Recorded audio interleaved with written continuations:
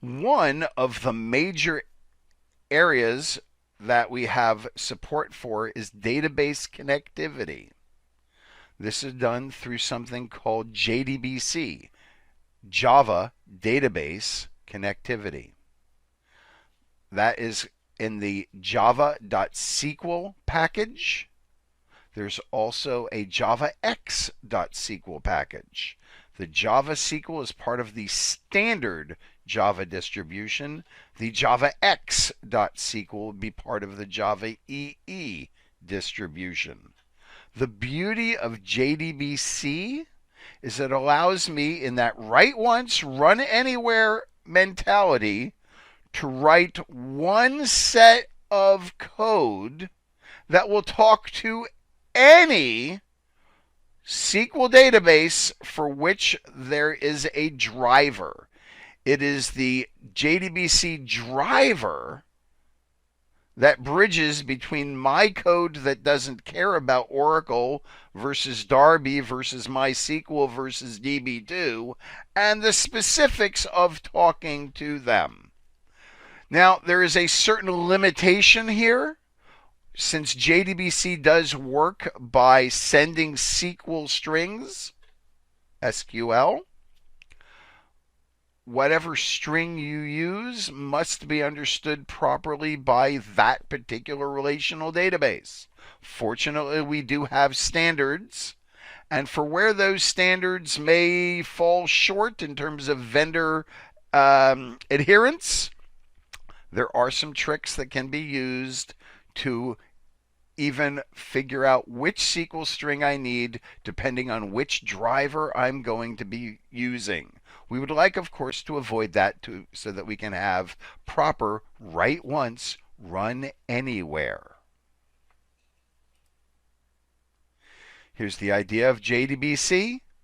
My application only cares about the Java SQL connection. It is the vendor that provides an implementation of that interface. So here we see the example of MySQL providing an implementation of the connection, and it talks to the MySQL database. Security.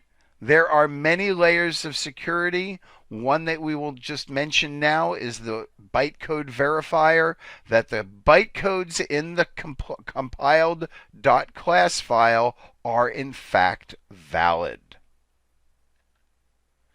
Internationalization. Java uses Unicode. So again, write once, run anywhere across the planet.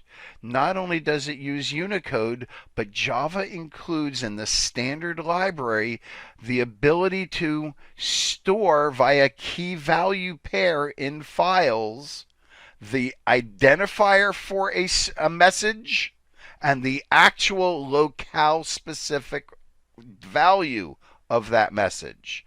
So if I want to write an application that can be used in both, let's say, English and Dutch, I would use identifiers in my code rather than the literal strings. And then when I go to use those strings, I would at runtime use the framework to look up for this message identifier and the locale I'm currently running in, English or Dutch, what is the string from the file for that code and this locale. And that will be handled for us by Java. Performance is excellent. Java originally was, as they say here, 20 times, more than an order of magnitude slower than native code. The performance of Java in a modern JVM can not only meet native code, it can potentially exceed it because of tricks that the jitters can play to even further optimize code at runtime based on analysis of how that code is running. Now, Java's licensing nature is a little murky at the moment with the acquisition by Oracle. Java, the language, is not open source, it is owned, but there are open source implementations of Java. And in the next unit, we'll be installing one. Okay? So OpenJDK, Sun, prior to being purchased by Oracle, open sourced Java as OpenJDK and put it under the GPL, which is an open source license. So there are open source implementations that you can use, not just commercial licenses that are royalty free, but actual open source implementations of them.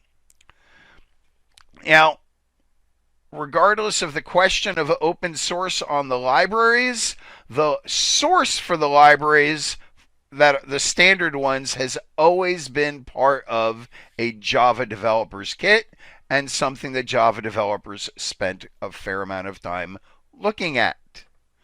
Now, this is one place that you could look to download.